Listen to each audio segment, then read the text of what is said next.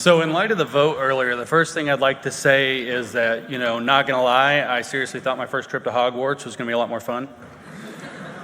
Now that aside, let's get to this. With all due respect, thank you for the invitation, but this debate is absurd. It is absolutely absurd. It is what Habermas would refer to as a performative contradiction to hold this proposition that woke culture can go too far. Because to say that woke culture can go too far is to side with the status quo. To say that this is a matter of a debate in this house is to reinscribe the epistemic home terrain of the dominant culture and to do epistemic violence against members of marginalized groups who occupy marginalized knowledges. To platform in such an esteemed location in opposition to woke culture at all is again to reinscribe that violence. But furthermore, no. In fact, to interrupt someone speaking on behalf of social justice is again to reinscribe violence and do epistemic injustice to people who are fighting to end oppression.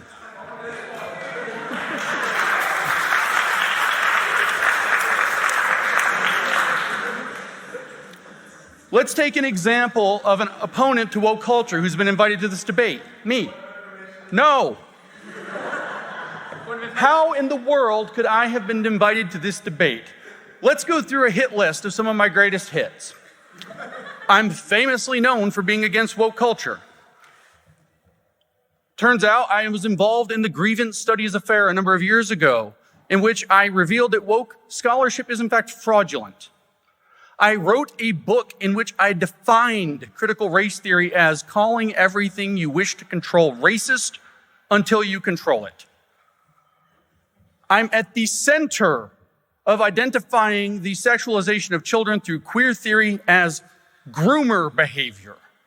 And while I was in London a couple of days ago, I might have visited Karl Marx's grave and danced on it. More than that, look at this dress code. Look how great we look. Don't we look great?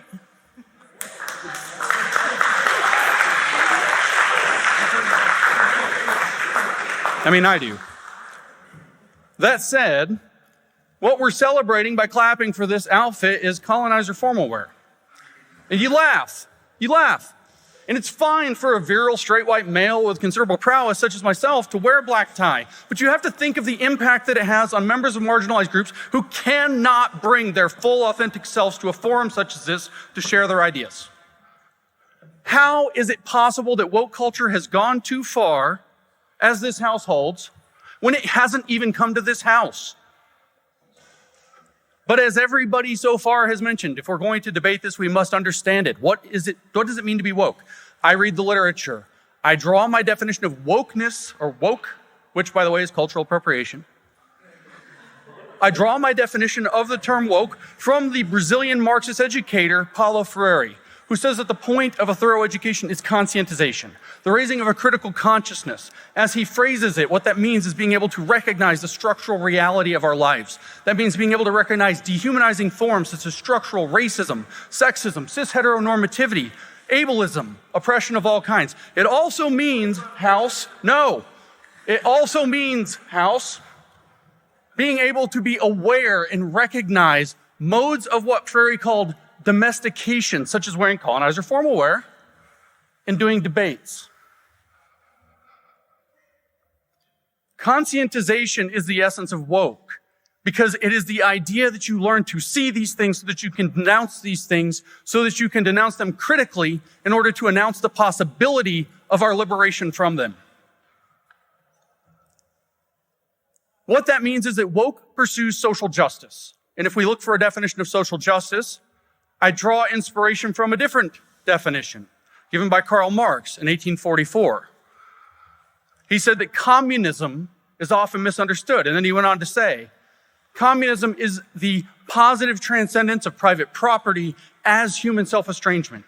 And I say that Karl Marx was a damned conservative because he was a privileged white European male who didn't recognize the forms of social and cultural property he benefited from, so he ignored those and focused only on material property.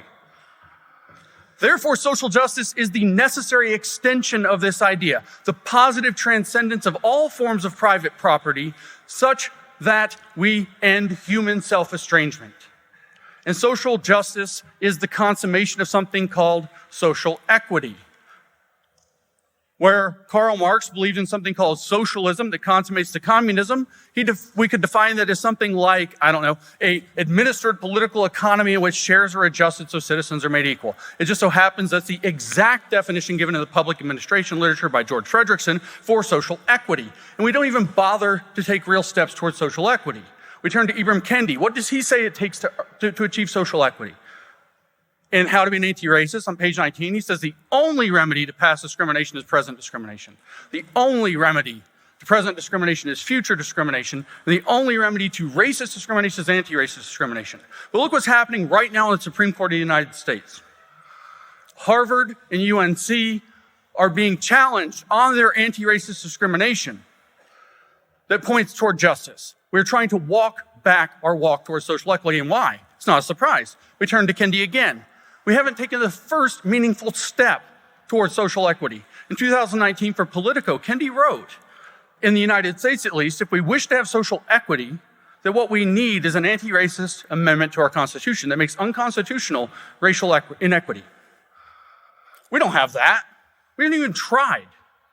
What would it do? He said, well, it will establish a federal bureau, a bureaucracy, a Department of Anti-Racism that would have absolute authority over all state, local, federal public policies, public figures, private entities, and their officials to make sure that racist ideas and racial inequities don't surface. And it would have punitive powers to make sure that they're adjusted should those things surface.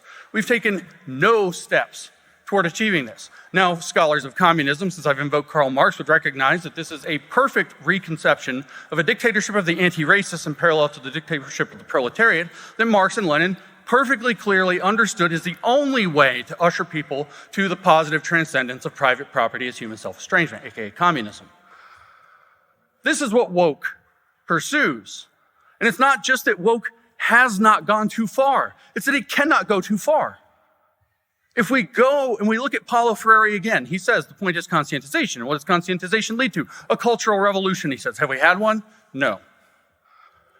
But then he warns us that after a cultural revolution, it's very likely that the new government will impose its values upon the new society. It will impose it. And so they will make them necessarily right-wing. He says that it threatens to make the new government sclerotic, bureaucratic, necrophiliac, death-loving.